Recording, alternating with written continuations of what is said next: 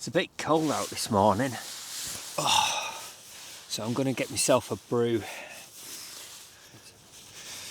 As you can see by the footage, absolutely gorgeous. It's cold, so it's feeling like a winter morning.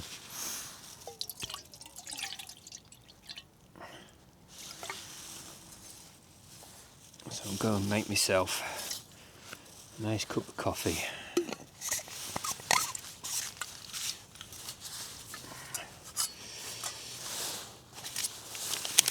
Where's my cup? I didn't prepare this very well, did I? Here we go.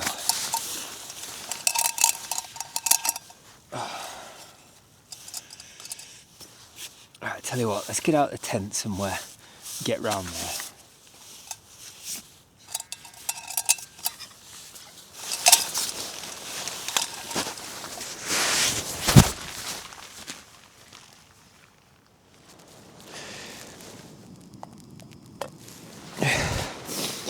There we go. Oh, I suppose you want to see what I'm looking at, eh? Look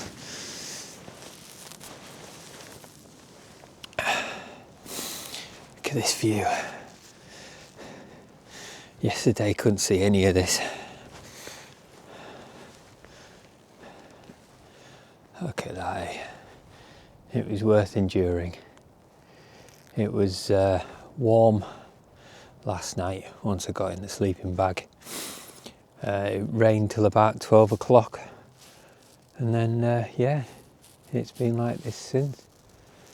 You can see there's clouds moving up there, so there is a bit of wind around the corner there, but where we're at now, absolutely nothing. It does actually pick up and come round every now and again, but yeah, I think I've got a good pitch here.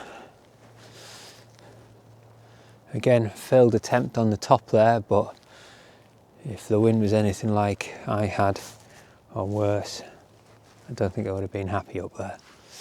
Right, see if this brew's boiling.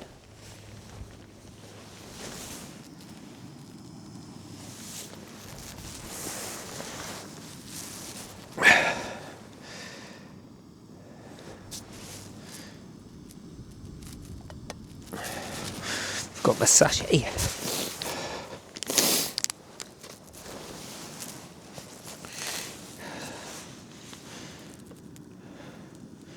Starting to simmer now.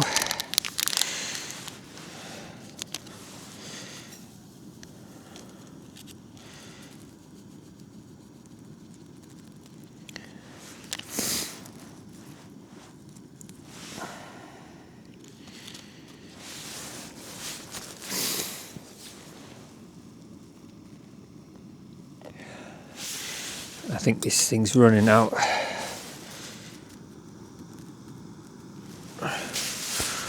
We're on full whack there.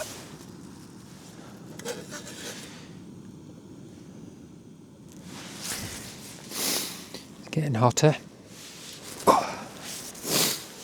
It's getting a little bit cold sitting on that rock. Hands are cold as well. This is why I like these. You get insulated mugs, it's all great because it keeps it hotter, but when you've got a single skin mug in the winter time, you can hold it and it keeps your hands warm.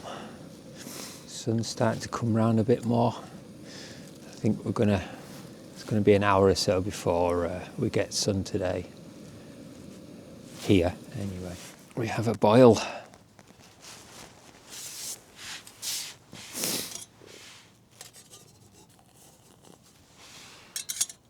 Put a little bit in first and just a bit of a stir.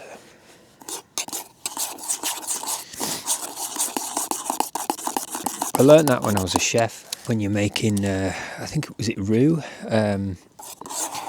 You pour a little bit in, to the powder or to the flour, as it would have been then, and stir it to a thick consistency. Basically, it stops you getting lumps, and it's easier to stir.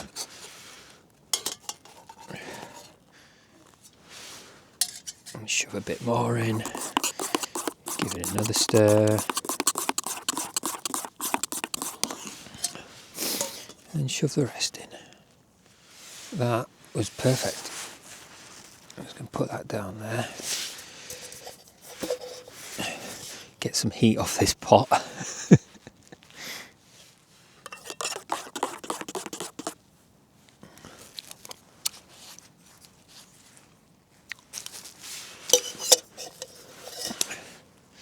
And then, yeah, that's way too hot for the minute. So I'll just fold this up for now.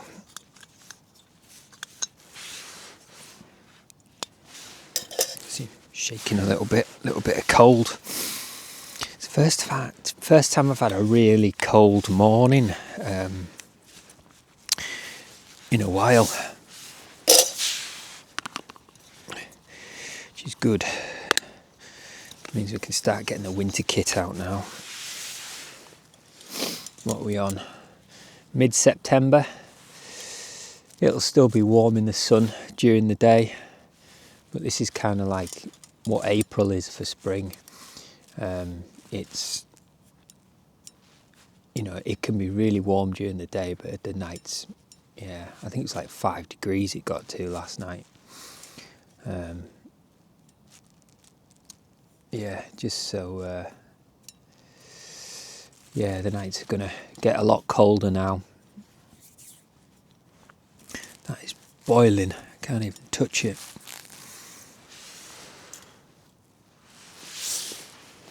I'm just going to use the time to get this packed up. Right, so the Jetboil stash, it's got a instructions on how to pack it up. I'm glad they did that because it's took a while for me to get used to packing this up.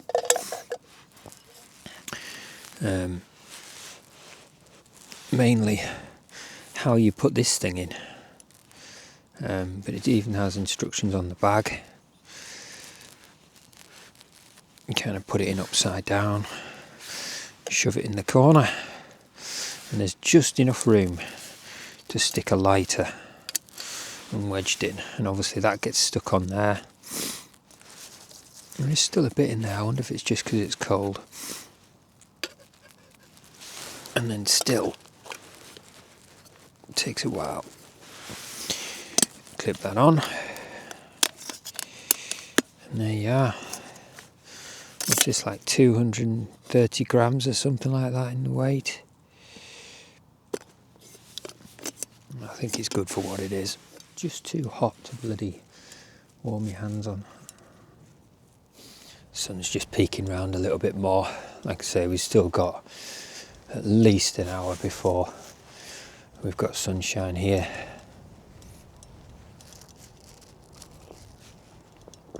Oh God, I can even see where I parked. So we're going to be heading off down to the right to the in fact, will I? Let's have a look. There's paths all over this. We've been in an old mine and everything. There's all these little lumps and bumps everywhere. Yeah, I might head off down through this little gap here, down there. The wind's actually coming from the south now. It's actually changed a little bit, whereas it was coming in towards the door. Should we have a tent check as well? Right, you see me struggling putting this up. All these pegs, as you can see, a little bit battered on that one, but that hasn't moved even though it's sticking out on an angle, but they're wedged in so well. These guy ropes have all stood up well. I forgot to wrap it around here, so yeah, I was in such a rush getting this up. I did struggle. I almost panic You know, I was knocking these tent pegs in thinking, I don't care, I just want them in.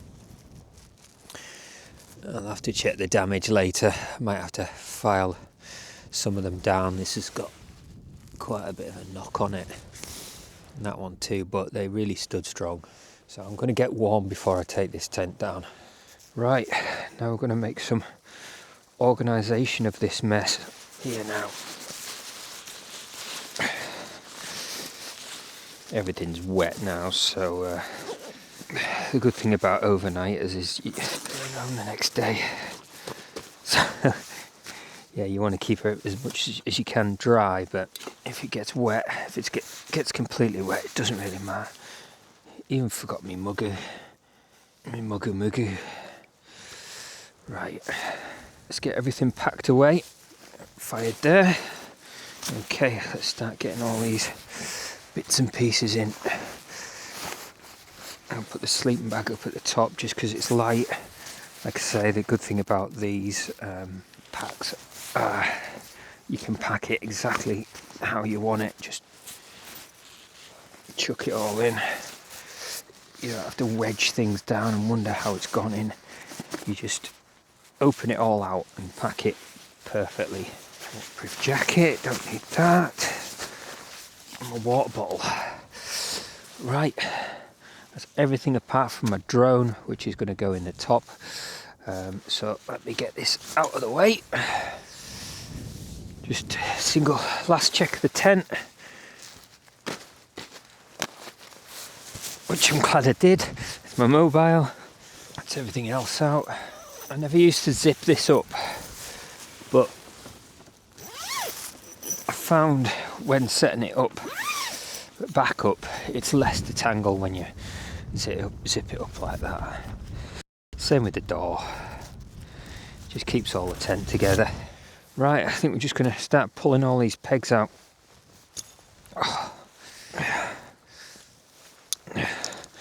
Be interesting to see what state they are. Right, these are the ones I really battered down. Tips to them look alright. So these are the MSR ones. As you can see, it doesn't look too bad. I really knocked on these as well. This one, I think, was the one that got the worst of the beatings. Look at the top of that, that's alright.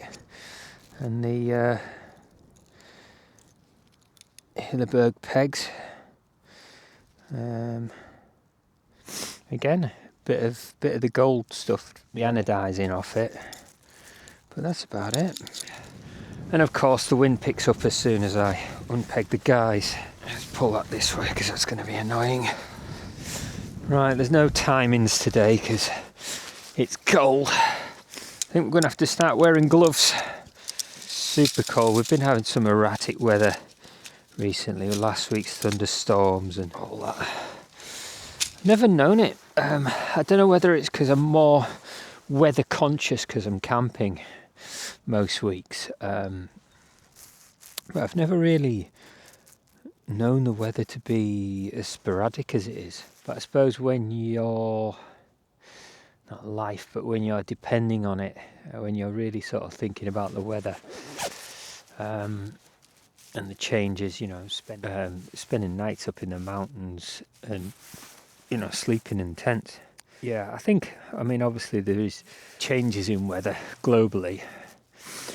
But yeah, again, I think it's because I'm more conscious of it. You know, I'm in a tent in the rain rather than in a house, and you know, I really got to think about my gear and the weather, how it affects it, and everything. You know, how you pitch your tent, where you pitch your tent, and it does make you think more about the weather and the differences, and you know, wind changing overnight can be a big thing when you're camping, and it quite often does. Again, weather at night, we could have had the opposite. We could have had gorgeous weather going up, and then the next day absolute peeing it down. So you've got to really sort of think what you're doing, where you're camping, what gear you've got, because it can make or break the camp, and it can be life-threatening as well. You know, if you go up with less gear than you think. I mean, I've got shorts on underneath this, but I kind of knew that what the weather's going to be like, and I've got this jacket on, down jacket, plus that on. Now, I didn't envisage wearing these, but also with the time of year, it does get a lot cold at night, so it does make a big difference. Right, anyway, I'm going to get the rest of this packed up now the wind's died down. Surprisingly dry underneath the tent. I suppose that reigns true to what I said yesterday with it fast runoff, you know, it's fast draining, I suppose. Even though I'm in a dip here, none of this is wet. I'm surprised. Bottom of that's wet, but the bottom is completely dry. Okay, let's finish packing this up. Right. Oh. There we go. Oh, it's actually quite nice to get on my back. It's quite comfortable. Yeah, this pack is certainly a cut above the rest as far as comfort that I've tried anyway. Right, there we go. Now, again, leave no trace. We've got a bit of flattened grass, nothing more than what a couple of sheep would do. Everything is gone. And look around, check that you haven't left anything. Double check as well, you know, places where you've been. I've been over here and had a coffee, so we'll just pop over here. And again, just check, even though you mean leave no trace, you could always forget something. Right, on that note, I'm conscious of, I'm on a group called Binfluencers, and these are guys that are volunteers that go around the Lake District, predominantly Keswick area, cleaning up after people. None of these guys want to be volunteers, but they feel they need to keep the Lake District right, and they are doing a good job. If we all did what we did, I think there'd be no problem. Wild camping places like this, no one would care. I mean, if everyone took everything home, I don't think anyone would care you camping on the shores. You know, the rules are put in place by the national park. You know, there was that sign down said no camping on the trail, which is right down there, and I'm quite far up away from the trail. I mean, I didn't see anyone all night, so I don't think anyone saw me, to be honest. But yeah, if we could all just clear up after ourselves, that's all we're kind of asking for. You can go out, enjoy yourself, have a good time, but please, you know, just be mindful of what you think is a little bit of litter. What happens is the sheep effect. One person sees a bit of litter and thinks it's all right for them to leave it, and then it just goes on and on. Look at this. How stunning is this? I'm going to walk down to the right. The path does take me over that way, but I think I'm going to do a bit of off-piste down here and then pick up a sheep track. And I just want to have a little look over the edge here as well. You can see the path that I took up just coming up here, and then it's sort of wound round, and then we went up over the top. We're not far off the top either. Right, so I'm going to head off down this way. There's a little sheep track that kind of winds its way down, and it'll take us down to hopefully where that sunshine is. While we're on about Lake District rules, what's your opinion on following sheep tracks. My opinion is they're there, so sheep are using them, and it's not like there's a great deal of people using them. I know everyone likes to stick to the footpaths, but I think in places that are less roamed, maybe sheep tracks are all right. Don't know. Bit of different conversation, I suppose. Their argument is if everyone stuck to the footpaths, then there wouldn't be so many footpaths, I suppose.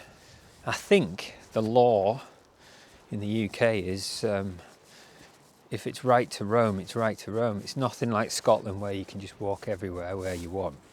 There's designated places, and this is one of them. And it's marked on the OS maps as open land. In my eyes, open land is you can walk where you want. I was always told when I was younger that you could, by my old scout leader, but I suppose that doesn't mean we can all just start wandering in troops and just wander where we please. But I think for me personally, I'm going to stick to footpaths and sheep tracks and fell runner paths. 3 different categories, 3 different things as well, I suppose. Footpaths built by normal human beings so they can get up and down the fells. Sheep tracks are obviously made by sheep so they could wander around, traverse the fells. And then you've got fell runners paths made by fell runners who just want to get up and down the mountain as quick as possible. Right, I'm just going to traverse along here a bit. I was going to start going down, but it looks like there's a nice little viewpoint over here. I was just saying to someone the other day about wild camping compared to just walking up mountains, and it gives you a chance to explore, and you get to experience the mountain in a different way. Right, I just come across this little bit here. I can go down and up, or I can traverse up this little bit here. I'm just going to go up this point here. So yeah, you can explore the mountain in different ways, and I've been up mountains many a times that I haven't camped on, and then I've decided to go and camp on them, and God, the difference, having a night or going up and exploring the mountain, sunshine, and exploring mountains and finding these little weird nooks that you've never seen before. The cairn, that big tall cairn is up there. Yeah, there's this little plateau go down to with a cairn that I would never have saw if I wasn't camping and looking for somewhere to go. I mean, it might not seem anything on camera, but it's a spot I would never have even think to come to. I mean, obviously someone's been here and put that cairn up. There's no obvious sign of anyone camping here. I'm just going to go over to this little point here. Oh wow. So you can see the corpse road going up there, coffin route, all the way over Great Mel Fell, Suter Fell. Obviously you've got Blencathra. Over to the left, Lonscale, Skidder, Lattrig, and then a whole host of others. What a stunning little spot this is. You can actually see Threlkeld Quarry there. You can actually see how big it is. You normally can't see that. It's a big old place. And we're in the sun. You can just see, it looks like there's someone peeking over, but it's that little cairn of Threlkeld Knots. Amazing. So I'm going to venture down. I'm going to keep in the sun as long as I can, and then we're going to get down to the main green lane the corpse road, coffin route, whatever you want to call it. Still quite cold. A couple of sheep bones here. Yeah, this little pile of rocks here. And you can see how precarious it is now. Just kind of shoved it up. But it stayed up. And you've got the pile of rocks just on the top, if you can see that. But we're gonna almost take a straight line down to the main road, main path. Just as I'm walking down here, I'm just sort of thinking about my technique of walking down.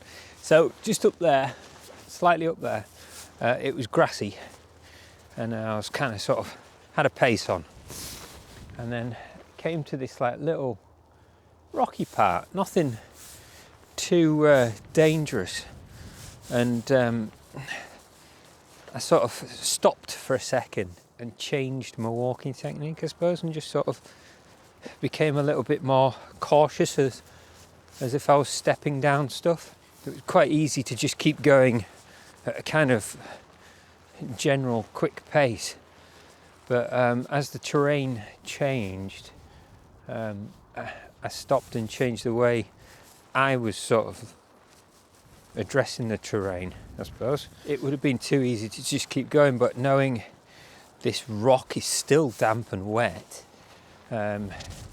could have easily gone over on my ankle. I mean, it's grassy rock, but it's steep as well. All too often you see it in the mountain rescue that people have gone over on their ankles. The first thing people say is they're not wearing boots. You can still go over on your ankles when you know. Sometimes wearing boots it doesn't give you that flexibility, and what happens is, I don't know if you can see, but if you go like that, it pulls your leg with it. So sometimes wearing boots could be another thing that makes you fall. So I don't know. I mean, I'm wearing boots today to give me the sturdiness, and obviously a bit more waterproof as well. But I think the main thing is being conscious of what you're walking on. It's all too often, it's great, you know, to look at the views and everything, but sort of always keep an eye out. I constantly look down at what I'm walking on, and that's not to say I still fall over, I still trip over guy lines, and but it's obviously, you know, stop for a second and try and sort of look, or even for a millisecond, it's just breaking that pace up and trying not to. There you go. Just put my foot in a little hole there. Trying not to hurry what you're doing. I mean, this is the way I do it anyway. It's not. I wouldn't say it's a hard and fast rule, but it just gives me that sort of breaking consistency of walking, to sort of go, okay, the terrain's changed. I'm going to start, instead of shimmying down, I'm going to start stepping down. You know, there's obviously terrain changes all the time, and sometimes you just have to sort of go with it. So I think the most common call out for mountain rescue is ankles and people gone over and hurt themselves, you know, just generally walking along. What maybe you should bring out how to walk up fells, how to walk down fells.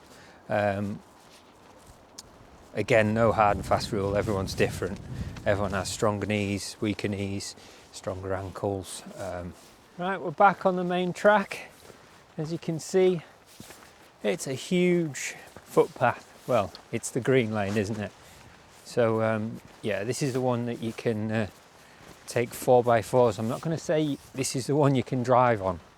This is the one that you need off-road vehicles and a bit of experience as well. I don't think you can just get a 4B and fly up here. It gets quite steep in places.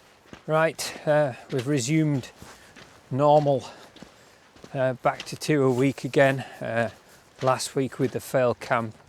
I only got one camp video, but yes, people seem to be quite enjoying this format.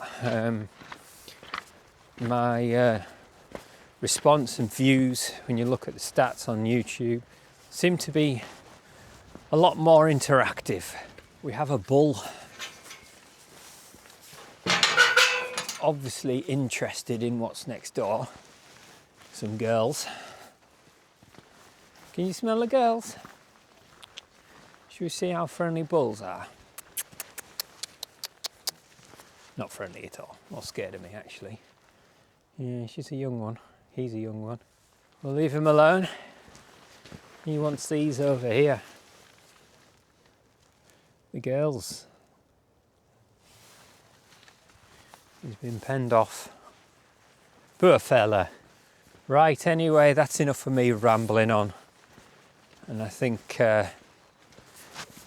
speaking of trying to keep an audience, I don't think you want to hear me carrying on about YouTube algorithms and all that kind of crap. So anyway, this has been Lost in the Lakes, and we'll see you in the next one.